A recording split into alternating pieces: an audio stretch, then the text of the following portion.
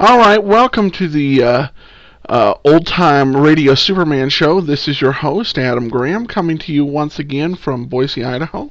The show is presented by Laser and Sword Magazine. Please check out our first issue, available for free download at lasersword.adamsweb.us. The Superman adventure stories are short, are basically short episodic fiction. Where we go from episode to episode, kind of continuing on the same plot, and we're bringing that same serialized fiction back with Laser and Sword Magazine. So, if you enjoy this show, please get your free issue of Laser and Sword. I actually got a comment very soon. Actually, this was right before, I believe, this is just somebody who'd listened to the first show. Based on listening to the first episode of this series, the host sounds like he has a good working knowledge of the variations on the Superman legend throughout the decades, especially in movies, TV, and radio.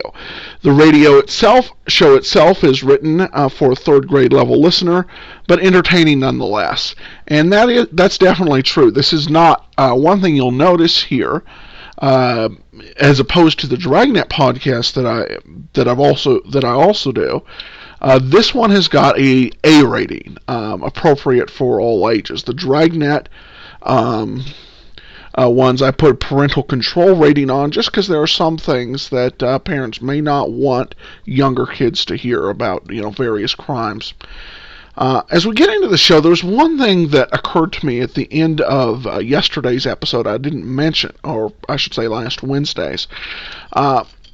You notice here that basically the Wolfe and Reno, the two villains in this show, are identified as saboteurs, but with a very non-specific origin. And this, I think, is where it comes appropriate to remember, what time this was. This was in 1940, before Pearl Harbor, definitely. So nearly 2 years before Pearl Harbor. And there were a lot of people in Hollywood that were very suspicious, particularly of Germany and the German fascists. And so you would see, and another example you can see this in, is Mr. Moto's Last Warning. It was a movie starring Peter Lorre as, ironically, a great Japanese detective, where you had these international saboteurs of basically no specific nationality who were trying to do harm to the United States. And this is a recurring theme at this point as the war's raging in Europe, but America's pretty much out of it. So this is a lot of what you'll see in this time expresses some of the fears of the actual writers as they're getting ready to go through that time. All right, so with no further ado, let's go ahead and we will get into Superman. The title of this episode is Kent Captured by Wolfe. I wonder what's going to happen in this episode. All right, let's go ahead and we will play it, and then we will come back. Presenting Superman. Up in the sky. Look, it's a bird. It's a plane. It's Superman. And now, Superman. When we last left Superman, he had arrived in Denver as Clark Kent, news reporter, to investigate a strange and deadly plot against the railroads of the West. He had been able to prevent the Continental Limited from being swept into a canyon by a rock slide. But now the unknown force is directed against the Silver Clipper, crack train of the West Coast Railway. Mysterious messages have warned the Clipper, due to leave Denver at sundown, will never arrive in Salt Lake City. Morning newspapers have carried Kent's story of the rock slide. And while railroad officials and government men search desperately for clues, Kent himself walks briskly toward the great central station for a conference with the division superintendent. Meanwhile, the plot moves on. In a secret hiding place overlooking the railroad yards, the man called the Wolfe talks with his subordinate, Kino. Listen. So, very fine. At last, the unbelieving fools begin to take me seriously. You have read the stories, Kino? I read them. Well, Why so sullen? Well, I don't understand it. I tell you that track was blocked for 100 feet, and yet 5 minutes later the Continental went right on through. Next time, my friend, please to observe more accurately. Obviously, the track was not blocked for 100 feet. It was not blocked at all. But I tell you it was. You should join forces with the conductor of the train. He swears that a tremendous figure in blue tights and a red cape appeared from nowhere, replaced the missing rails, cleared away 20 tons of rock, and made a safe passage for the train, all in a matter of minutes. Oh, yes, and he is now confined in the city hospital, that conductor, for observation. Yeah. Well, I tell you, I seen the same thing myself. That will do, my friend. We have no time for pipe dreams. You were deceived by shadows. And now listen, there's work to do. I'm listening. I note that this story is signed by that newspaper man, Clark Kent, the one who was on the train. Well, I told you about him. I should like to be better informed. That fellow seems to know a great deal. How he knows, I have no idea. But he does. Also, I have checked up on him. He was assigned to cover the story back east, and seems to have arrived out here incredibly soon. Must have flown. Undoubtedly. But that's neither here nor there. Do you know where he is now? I did what you told me. I trailed him. He left his hotel to go see the divisional superintendent of the railroad. Did he? How lucky. Lucky. We'll kill 2 birds with 1 stone. We've got them on the run. They're worried, Kino, and frightened. I hope you're right. They don't know which way to turn or what to believe. They'd like to keep the Silver Clipper in Denver tonight, but they don't dare. They don't dare, Kino. They can't admit they're terrified. And wait till they get my telegram. Telegram? Can you dress up like a messenger, Kino? Huh? Uniform and so on? Oh, sure. Excellent. You will put on your fake uniform and take this wire, also fake, to the superintendent. Now? At once. If you have luck, you'll find him with Mr. Clark Kent. You will also find, I think, that he is trying to locate a missing engine, Kino. Missing engine? Just so. If he finds it, I'll eat it. Huh? Never mind. Get your uniform on, Kino. Deliver the telegram personally. And bring back as much of the conversation as you can. Do you understand? Now, where's that conductor's story? Quite the funniest reading I've seen this week. A Superman, huh?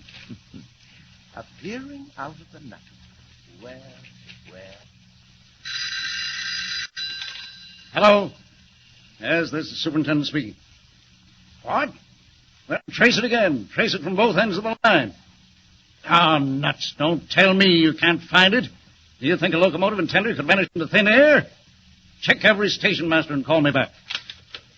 I'm sorry, Mr. Kent. Oh, that's quite all right. Stupid idiots.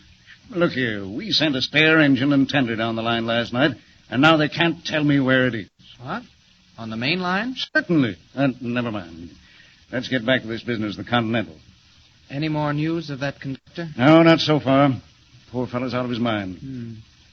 What do you suppose he thought he saw? All that business about a Superman. Yes, I only wish to heaven they'd never printed it. Well, I didn't report that, believe me. No, I know. And now look here, Kent. I've checked with your paper back east, and they tell me that it's all right, and that you're here to do what you can. Now, what do you want to know? Well, first of all, have you any idea what's back of this trouble on the railroads? Not the slightest. If you ask me, there's a lunatic at large. Oh, don't you believe it? Oh, what else can I believe? It's too senseless, utterly mad. Well, you had warnings. Yes, which we ignored. We get them all the time from cranks and nuts. But these warnings came true. And so what of it? Well, do you still think they came from cranks and nuts? All right, Kent. What do you think? I think that one man or a group of men is trying to paralyze the country with fear. Yes, but why? I'm afraid we'll find that out later.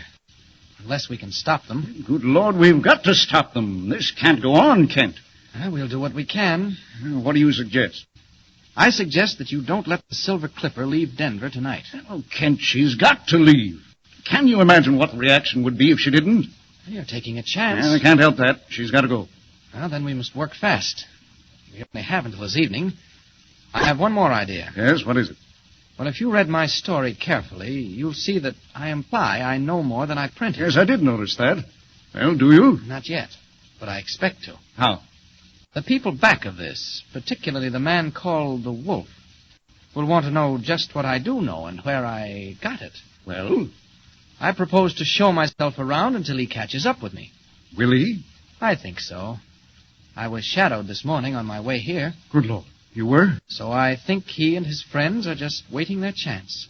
And I'm going to give it to them. Oh, Kent, don't do it. Why, if they'd wreck a train, why, they wouldn't think twice about it. About putting me out of the way? Yes. Don't worry. But why? What's the idea? While they're finding out how much I know, I may be finding out one or two little items about them. Well, I only hope... Here. How long have you been standing there, messenger? Oh, I just come, boss. You the divisional superintendent? A telegram? Yes, sir. For you personally. They told me to bring it right in. I seen the door was open, Well, so I walked. hope they found that engine. Well? That's all, messenger. Get out. Yes, sir. No, wait. Say, where'd you get this wire? Huh? Why, the office gave it to me. Said to bring it right over. All right. Go on. Close the door behind you. Hey, Kent, listen to this. Yes? Where an engine is now, a train will be tomorrow. The Silver Clipper will vanish like smoke, never to be seen by the eyes of living men. Well, sounds like black magic. I don't believe it. Why, they never dare. Oh, they dare, all right. Is that telegram signed? Yes. It's signed The Wolfe. The Wolfe. Look here, Mr. Superintendent. Yes? That settles it. Have that wire checked. Find out who sent it and when and from where, if you can. My guess is you'll discover it's faked. I wish we'd held that messenger. Kent, what are you going to do? Just what I said I'd do. Put myself in the hands of the Wolfe and see who wins. Superintendent speaking. What? Why, look here, that's not possible. It can't be. Man alive, think what you're saying. Now, look here, you tell that crew to report here in my office. That's right, at once. My God, please, I bet I'll find out something. Anything new? Why, it's the silliest thing I ever heard. Wait, that telegram. Where an engine is now, I don't believe it. I don't believe it for a minute. What is it? Kent, that locomotive and tender. It passed through Kingston at 11:15. Yes? And it passed through Richville 11:50. Well? It should have reached Lewisburg at 12:20, just 30 minutes later. And it didn't? It wasn't on time? On time? I had never got there at all. Oh, well, that's easy. It left the rail somewhere in between. Yes, you'd think so. But listen to this.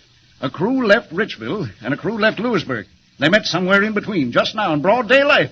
And neither crew had seen a sign of that engine anywhere. That's not possible. No, it isn't, is it? Black magic. Isn't that what you called it, Kent?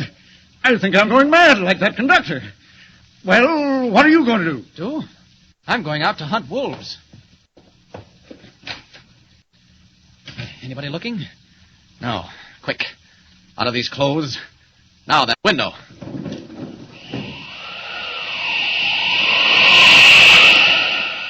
Goodbye to Clark Kent temporarily. It's Superman's turn now to find out where those devils are hiding and to listen while they tell me what they know. Up, over the yards. Circle around a bit. Ah, there goes that messenger. Watch him. I land on that roof. Look down into the street. There he goes. The messenger. Into that house with the broken railing. Now then, I think I'll become Clark Kent again. Respectable representative of the Daily Planet. I'll just walk casually down that street and see what happens. Down we go. So, he thinks he'll find out one or two little items about us, huh, Kino? Yeah, that's what he said before they saw me standing there. I think I should like to question that young man on various angles of the so interesting story he wrote for this morning's paper. What are you doing by the window? Hey, down there in the street, look. Huh? What is it? It's him, walking right up to the house. What? Is that Clark Kent? How did he know where to find me? Who told him? I don't know. Hey, don't look at me like that. How did he know which way to take to get here? Here, search me, boss. He knows too much. How does he know? Quick, Kino, downstairs. Hey, boss, what are you going to do with him? There's a vault below us, Kino. Steel-lined and soundproof, with various devices to bring out information. You going to take him there? For a time, for a little conversation, my friend. Stop. Look to the peephole. Is he coming? Yeah, right this way. Hey, wait a minute. Is anyone else in the alley? No, it's empty. Here he comes. We'll jump out and grab him, huh? All right, be ready with your blackjack. Now. Hey, where you going? Quick, Kino, let him have it. Here, what's the big idea? Hey, come on, jump, boss. Inside with him, quick. Come on, you. No hanging back. Good work, Kino. Good work. Down the iron stairway. Quick. Someone may have heard us. Trying to hang back. I'll fix them. There we are. Shove them inside. Now, close the door. Now then, Mr. Clark Kent, the time has come for a little talk. Kino, my friend, you may prepare the aids to conversation. Clark Kent in the power of the Wolf. Or is the Wolf, all unknowing, in the power of Superman? And meanwhile, where is the missing engine? Excitement, thrills, suspense. Tune in and follow the story. And remember, be with us again for the next thrilling installment of Superman. Up in the sky. Look! It's a bird. It's a plane. It's Superman! Superman is a copyrighted feature appearing in Action Comics magazine. All right, well, welcome back. Quite an interesting episode, and again, leaves us with a very, very interesting cliffhanger. Andrea asked before why they were non-specific about their about the nationality of their of the villains, and that's mainly, I think, because of not wanting to ruffle feathers, particularly those who really did not want to get involved in another world war after World War One.